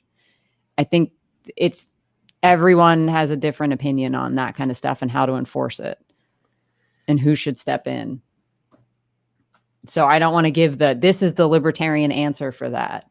I think it's disgusting that they're doing that kind of stuff, and I think they should pay the price. Yeah. I mean, I don't believe in censorship in general. That said, there's a lot of crap. My daughter is 19 now, but she was born in 2001, and I was involved in internet technology business for almost her entire upbringing. And the amount of the lack of parental control over what your kids can consume is criminal. It is, there's a generation of kids right now that have been damaged in a way that is probably not recoverable. I mean, my daughter had 3 friends commit suicide during this COVID thing. I don't think that's normal. And I think a lot of it is a direct result of the negative impact that social media has had. There's this website when she was in middle school that is basically a bullying. You and I disagree on sometimes on our definition of bullying, but it's called Ask FM. And Ask FM is a website where middle schoolers can ask anonymous questions of people that are not anonymous in a way that is completely abusive. Like you can ask whether or not somebody is a virgin, right? And then even if the person who's being asked doesn't answer, anonymous people can come in and answer the question for them. Okay. And why would anybody subject himself to this? Because of social Pressure? Pressure at school. Ooh, are you on Ask FM? Did you see what they said about so-and-so on Ask FM? It's like teenagers are cruel. Yeah. Right. It's really one of the most, I would love to see a study that shows how many kids who have watched Last FM committed suicide last year. Yeah. Because my guess is that it's disproportionate to the general population of people in the same age. Yes, and they have monetized defamation for sure. Right. So that's just one example. It's not the only one. The fandoms all have their own things going on. Parents virtually have no controls. Apple has done a better job in the last couple of years. To me, it was like 15 years late. Here's the simple idea. A parent should be able to turn their kids' internet off on their phone without asking. Right? Yes. Like, Johnny, clean your room. Just a minute, Dad. You don't have an internet kill switch, is what you're saying. You need to be able, you need to be able to just shut down their internet on their phone. Okay. Without any kind of mitigation involved. Is there no app for that overrides it? Like one of those universal television remotes that I've always heard people joking about they use in airports? There are apps. At the end of my daughter's adolescence, I did have one installed. I don't remember what the name of it is, but it involved going into her phone and then setting up certificates and jumping through all kinds of hoops in order to be able to do that. And I'm just thinking, I'm paying her for her phone. I pay her AT&T phone bill. Right. Why can't I have a button on my phone that just turns off her internet when she's not doing what I'm asking her to do? Because they want her on the internet. And they also don't want her obeying me. It's in their best interest to have children not obey their parents because they want the state to replace their parents. So, I think that there should be a parent's bill of rights. When you raise your kid, Kamala Harris doesn't want that. Kamala Harris and Hillary Clinton, they think the state owns your kids. And and that's why you go to jail if they don't show up at state school. Right. So, you can buy multi-band jamming devices. Yes, you can jam. Look, I could go unplug the router at my house. Right. And that's not your point. You want something easy. If I unplug the router at my house and my neighbor doesn't have a password protected router or the cell phone data plan is still working, then that doesn't work.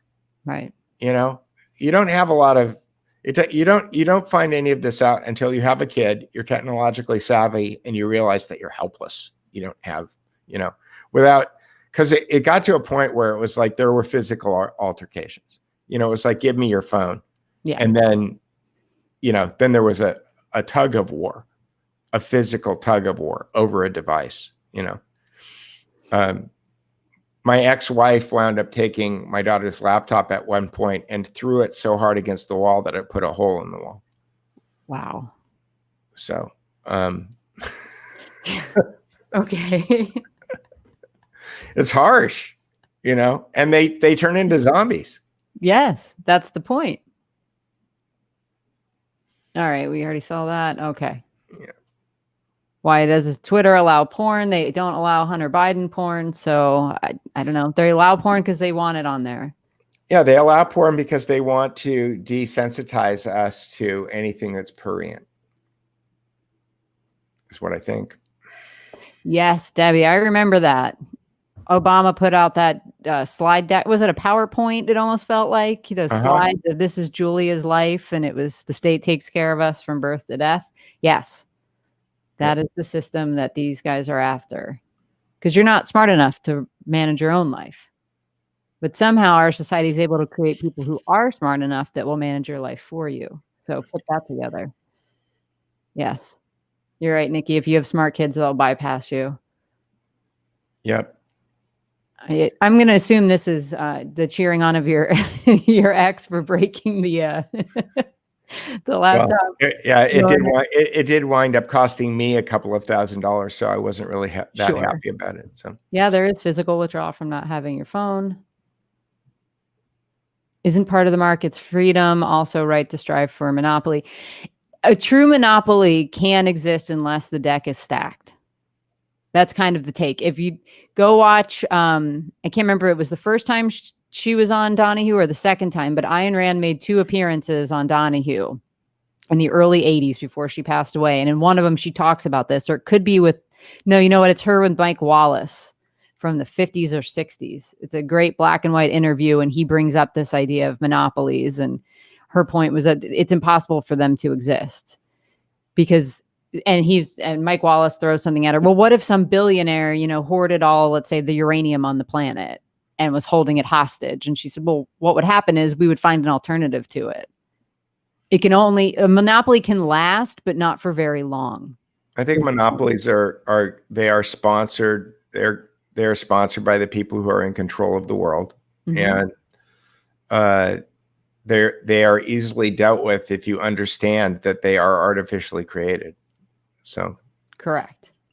Yeah, I mean, we think that all the major tech companies that we see now are either working for the intelligence agencies or were products of them from the very beginning. Right, that they were created, that they are the creations of the intelligence agencies, and that the monopoly is. I mean, I was thinking about this the other day. Google, Sergey Brin and Larry Page were trying to sell Google to Terry Semel, who was the president of Yahoo, for $1 billion. And then they didn't wind up making that sale. And then they turned on advertising because they were like good hippies, right? That didn't really want to make money off of advertising because that didn't fit their ethos. Right. And then they accidentally started making $1 billion a month selling advertising. And I was just thinking, how do you make $1 billion a month selling advertising? Well, it's because people are clicking on things. Well, mm-hmm. How do you know that they're clicking on things? Well, you know that they're clicking on things because we have reports that tell us that they're clicking on things. What if those reports were made up? How would you know that? And the answer is you wouldn't know that. No. Well, didn't Facebook get in trouble for doing that exact same thing? I think I think that digital advertising revenue, at some point, somebody really needs to dig into the numbers there to figure out what's really going on there, because the odds that it's a money laundry are so, it seems so plausible to me that it's a money laundry. The idea that nobody's looked at that before is interesting to me. So anytime that you've got, and another, so here's something that happened to me. You know how when you have your credit cards and you have them on, I had a job, I had a paycheck, my paycheck was automatically going into the bank. Mm-hmm. I had a credit card.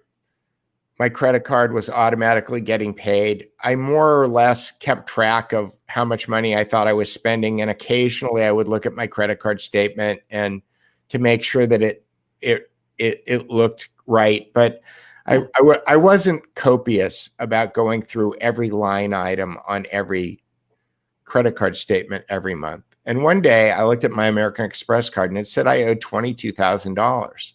And I hadn't looked at it in about 4 or 5 months. And what I realized was that somebody had hacked my Apple iTunes account, and that they were charging money to my account for some software that was like $49.99 each time. So that when I looked at the columns, if I wasn't looking at the total, it wouldn't look that far out of line. But they had done it so many times that it was like $22,000. Yeah. They take little amounts so you don't notice it. I called up American Express. I sent them a spreadsheet of all of the things that I thought were fake. And because they were all digital assets, I had never received any merchandise. Nobody had ever shipped any merchandise. It wasn't like somebody used my credit card to have a piece of a camera sent someplace and somebody stole the camera. American Express wiped out all of that debt on one phone call. $22,000 just disappeared off my bill. Well, it helps them, right? They write it off as a loss. Maybe, or they go back to Apple and they say, you charged us $22,000 for something that was fraud, and then Apple has to give it back. But the reality is that there was no goods delivered, right? There was no tangible assets that moved from one person to another. There wasn't a software license that was agreed on. There wasn't a box that was dropped off on somebody's porch. There was no real it was all bits. Right? And so American Express didn't have any problem giving me my $22,500 worth of bits back with one phone call. Click, done. Yep. You know, and that's what made me start thinking, are these all money launderies? Are Google ads money launderies? Is Facebook really a money laundry? The other thing that made me think about it was Michael Bloomberg's run for president. In a month or two, he spent $1 billion. What most people don't realize that spending $1 billion in a political campaign means is that what you're doing is you're writing checks to television stations because you're buying airtime. So in $1 billion spend, you might spend $150 million making commercials. So you're hiring directors and writers. That's a lot to be spending. In the Michael Bloomberg case, it looked like he spent more like $4 or $5 million total. If you look, okay. Still, there was some advertising agency that got that contract. Well, and I'm sure if Michael Bloomberg shows up at your advertising agency and says, I want you to make me a commercial, you say, okay, we need a $5 million budget. Because he's not going to blink. And the agencies get a 15% kickback. Yes, for placing the advertisement. For placing the advertising. So in $1 billion, they make $150 million commission. So they may make all your TV commercials for free. This is how Bernie Sanders got rich. Right. His wife was doing the ad buys. But if you think about it. Excuse me, his wife and her friends. It was laundered through her friends, but she was involved. Okay, anyway. So she was making 15%. So Bernie's wife was making 15% of all of his ad buys. Yeah, pretty much. Yeah. That's how he bought a beach house. Well, and the other thing was his campaign bought, can't remember how many copies of his book I figured out, tens of thousands of copies of his book, which then puts it on the bestseller list, which then gets more books sold. Right. And then all of those books get shipped off and one copy gets sent to every library in America so that there's or the 501c3s buy them up, the think tanks. Right. And they deliver them to all of the libraries. Maybe, or they send them out to their donors. I mean, I've been in the library of one think tank and it was just, oh, okay. That's how Ben Shapiro sells that many books. That's how this person sells that many books. They get bought up by these other groups and then sent out as a nice donor gift. Right. It's a game. It is a giant game. But if you think about it on a practical logistic level, what Michael Bloomberg was doing by running for president is that he was feeding $1 billion into a bunch of TV stations. He was buying their loyalty. He was covering their overhead. He was paying the salaries on all of the reporters and the cameramen and the producers and directors for X number of months. Okay. And he's calling it a presidential campaign, but what it really is it's just a bribe. Right? So is it money laundering or is it bribery? Because M2M's asking, why would he money launder? What he's doing is he's money laundering isn't probably the right term. No, it's just bribery. Right. What he's doing is he's buying favor from the television stations. Yes. Yes, Bernie's rich. Yes, Bernie's really rich. Yeah, it's the same thing as people constantly gripe about the news, the major news networks, and you watch who their advertisers are. And it's a lot of pharmaceutical companies. And Cheryl Atkinson's talked about that at length because she worked at CBS News and they were never willing to do any negative stories about the pharmaceutical companies. Right. Yeah, Bernie Sanders is very rich. Go read Peter Schweizer's book, Profiles in Corruption. He has the whole thing laid out. And Bernie's been bilking billionaires since he was the mayor of Burlington, Vermont. It's pretty stunning. I knew that he was a scammer, but I had no idea how big this deal was. Yeah, but there's no heroes. No, there aren't any heroes. Wasn't Valerie Owens Biden doing the same thing? I'm not sure. I don't know who Valerie Owens Biden is. I don't know either. I assume that she's a Biden. Yeah. If you write a right-wing book, the group buys it. Correct. Yeah. Both sides do this. Yeah. This is how you get the people that end up in front of camera. We've got to build them up. They've got to be a best-selling author. And then all of a sudden they get invited on TV because they're an expert now. They wrote a best-selling book. Right. You create the Dan Bonginos and the credential them. Yeah. School of Public Health at Johns Hopkins. I don't know what that means, David, but do expand on that. Wow, I had no idea about Bernie. Yep, Simon, go get Peter Schweizer's book. There's a chapter on Kamala, Bernie, Biden, and he just details their families' grifts and all that kind of stuff. And the Bernie stuff, I have, I don't know, 10 pages of handwritten notes on the chapter of Bernie Sanders. He documents that. I don't know how rich he is on paper. On his tax forms, I think he's got, $2 million of income in the year that his book was a bestseller for Bernie Sanders. But who knows how much money stashed other places, just like we've seen with Hunter Biden, who seemed to be a cutout conduit for the flow of money. Bernie Sanders has also employed his children. And then his wife took over a college up in Vermont and ran that into the ground, and nobody knows where the money went. I mean, Bernie's worth $2 million on paper. That's what he will claim on his tax returns. Right. And his financial disclosures for Congress. What I'm telling you is they're hiding money on his wife, in his kids. He's got a 501c3 and I think a 501c4. That's just anytime they go place ads. I mean, it's almost like I was convinced that he ran this time around so they could get another house and get more money coming in because they got a really good operation going. This is why he doesn't want to win. Then he has to do something. That guy's lazy.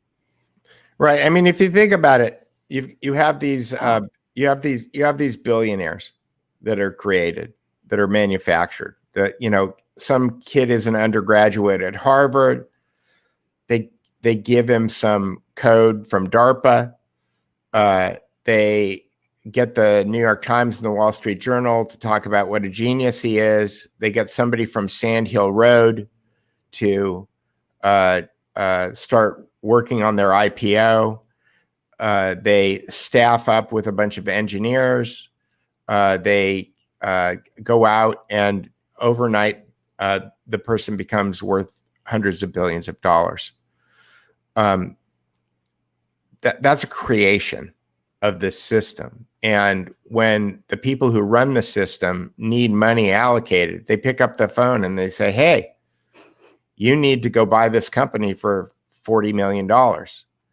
And you don't ask why.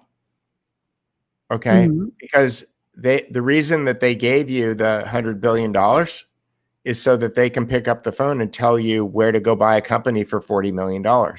You need to go, we want you to set up this conference and we want you to invite these 50 people and you need to do it in Hawaii at this hotel on this month. And you need to fly everybody in and take care of everything. Click.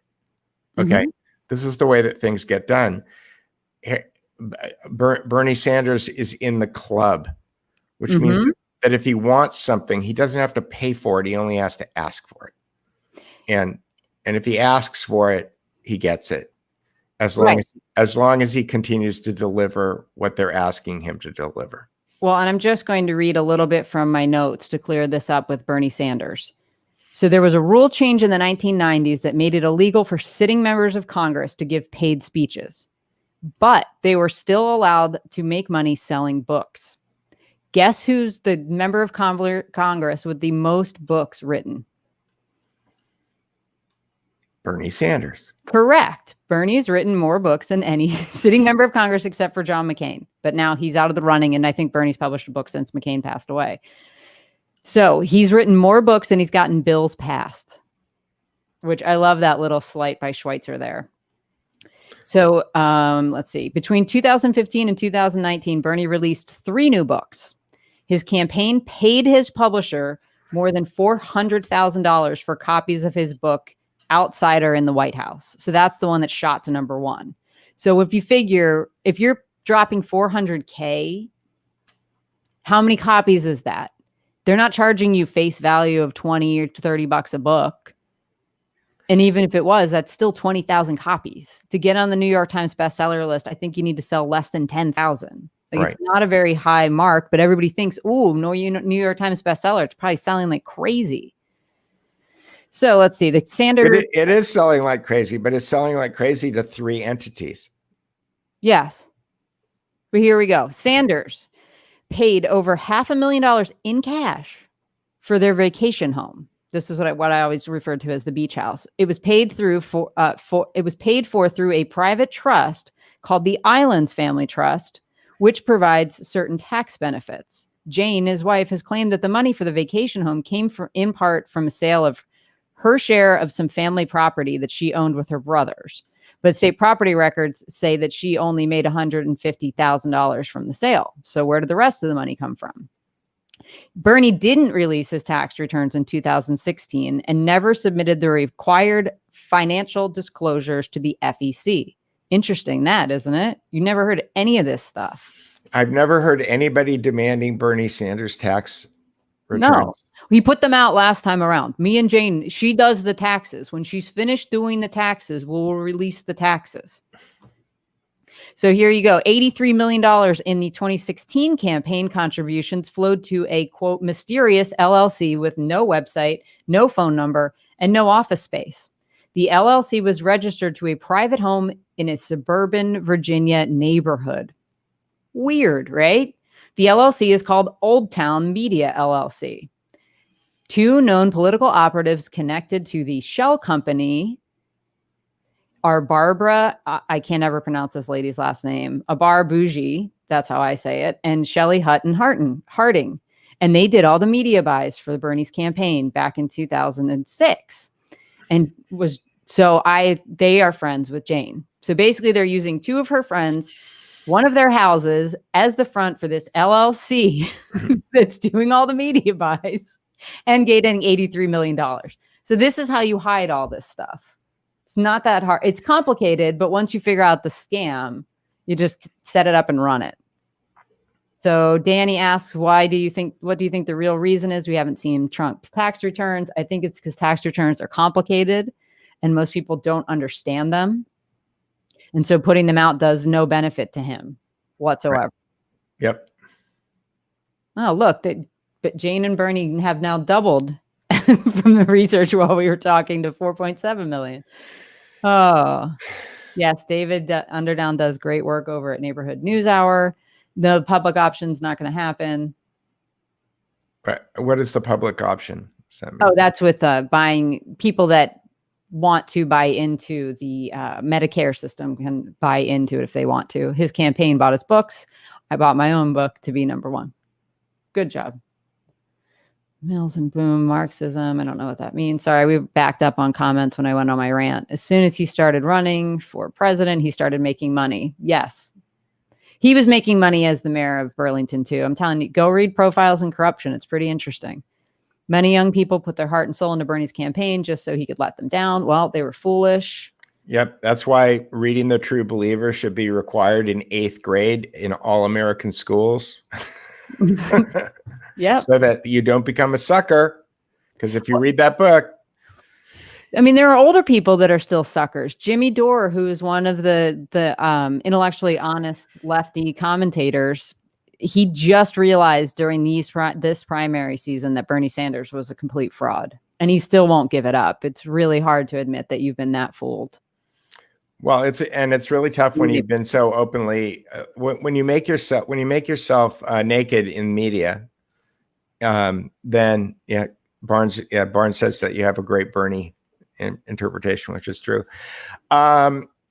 Yeah, when you put yourself out there, then you have to walk things back. It's tough, right? Which is why I try to preface everything that I say with this is what I'm thinking right now. My big breakthrough in cognitive breaking the cognitive dissonance barrier was Scott Adams' suggestion to start looking at everything as probabilities, as opposed to right and wrong, which again is another lesson that I wish I had learned when I was 14. But, what are you going to do? You can only learn the lessons that you're ready to learn. Right. Right. Yeah. So everybody should read The True Believer. And I wish I had read it before my daughter was already outside of my authoritative sphere, because I'd make her read it now. I'll trick her into reading it. I'm glad you're having fun, Nikki. You'll trick her. Yeah, Tracy probably has more sway with my daughter than I do. So. Yeah, I can get her to read it. Socialized medicine. Weren't you doing something that had sway in it before? Rebel sway or phantom sway? Phantom sway. Right. Yeah.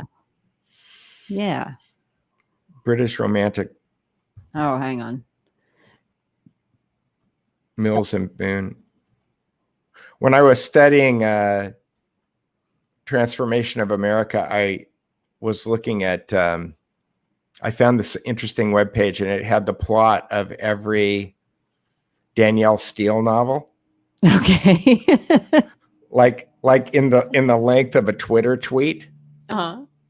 And it's quite funny because Danielle Steele is somebody that I've always had some kind of interest. I don't enjoy or like her work at all, but I'm fascinated by how popular she is, and the story world that she creates. That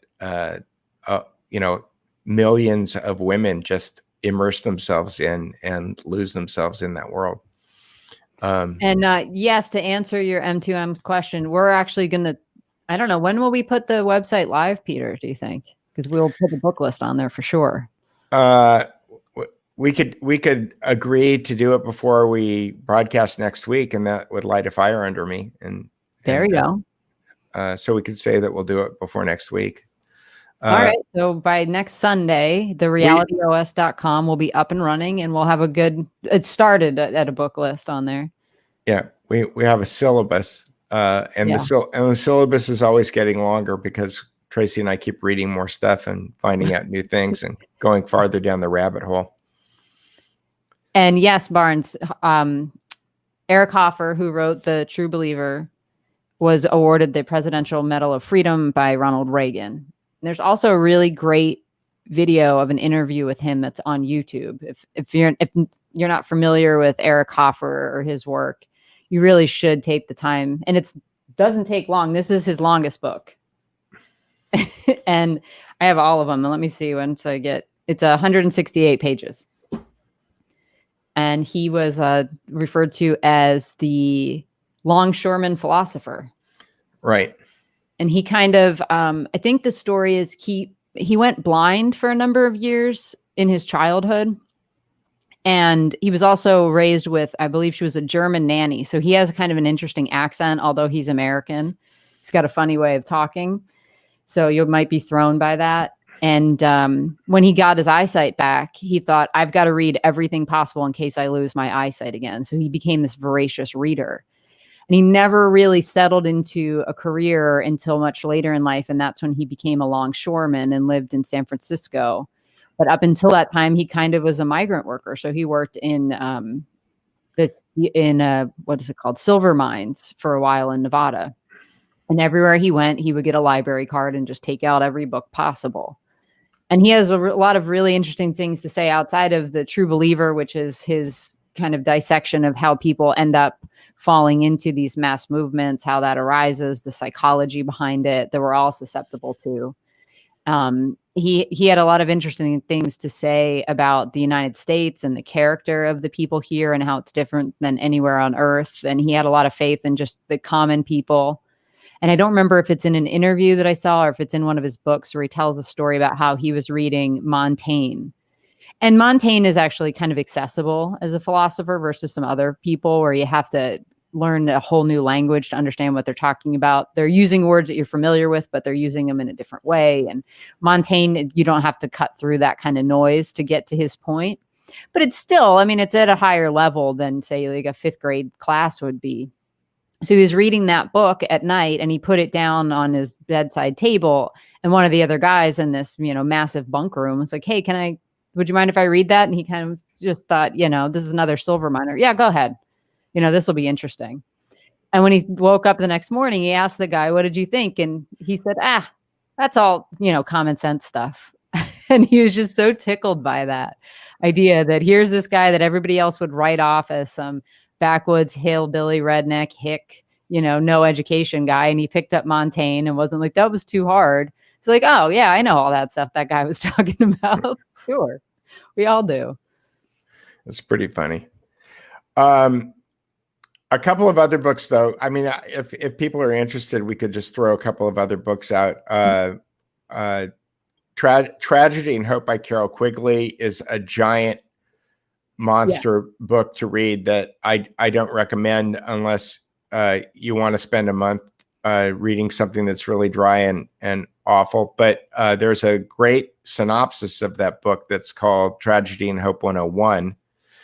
Which you can get as both an ebook or an audiobook on Scribd, Tracy's favorite go-to source for research and content. It's a good place. Scribd is a place where people can upload stuff, and there's a lot of books that are out of print or things that are hard to find that are on Scribd, and it's $9.95 a month, and all you can eat.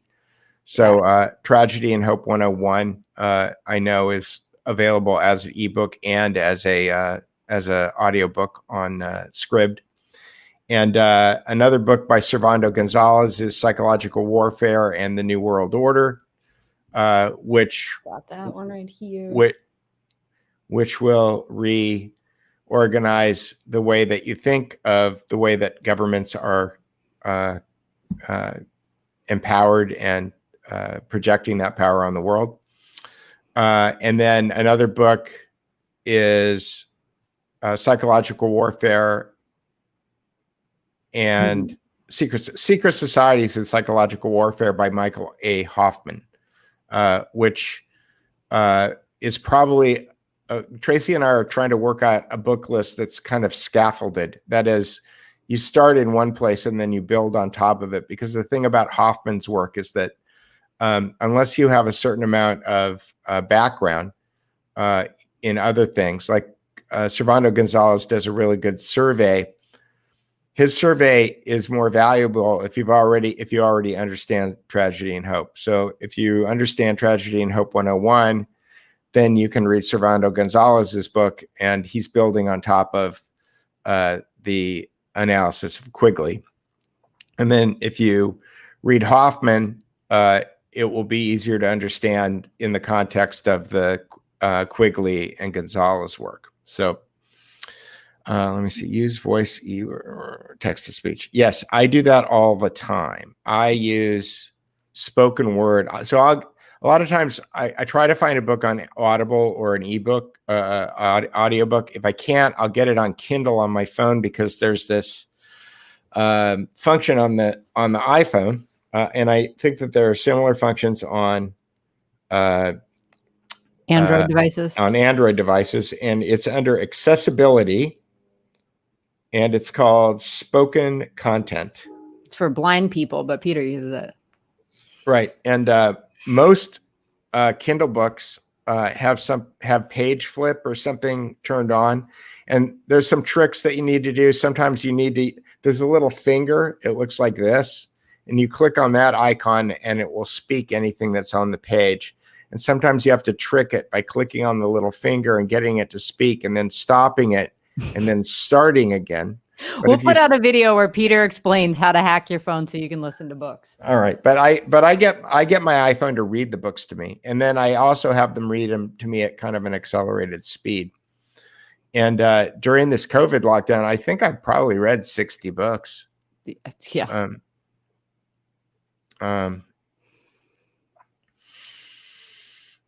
Yeah. Mm-hmm. So is that it, Tracy? I think so. We've gone for over 2 hours now. Yeah, we have. Okay, so we'll have to go work on the website. We'll get the book list up.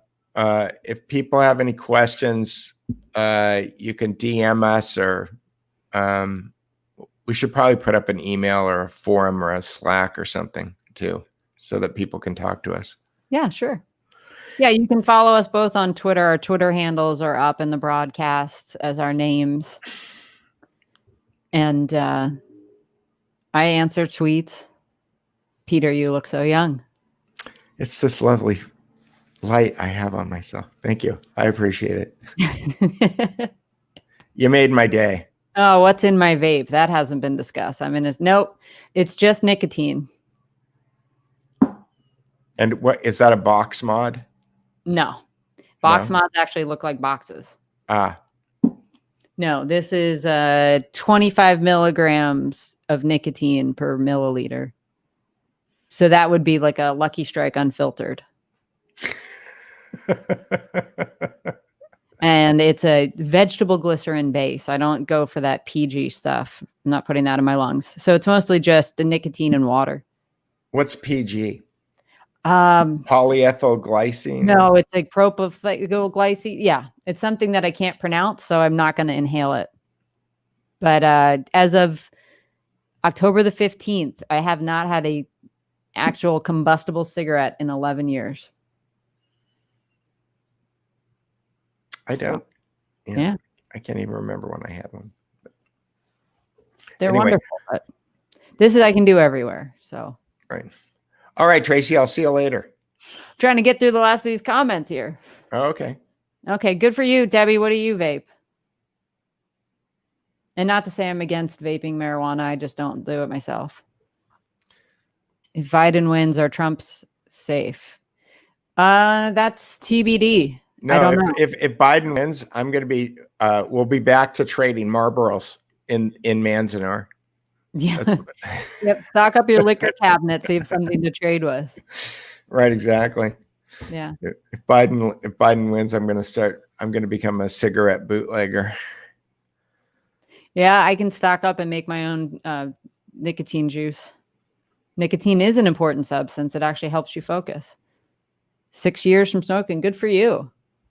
Yeah, 6 milligrams. See, weak sauce. I'm at 25. Up your game. Medically, it helps me immensely. Well, good. I'm glad that you can have access to it then. All right, that's all we got for now. Okay, bye now. Bye.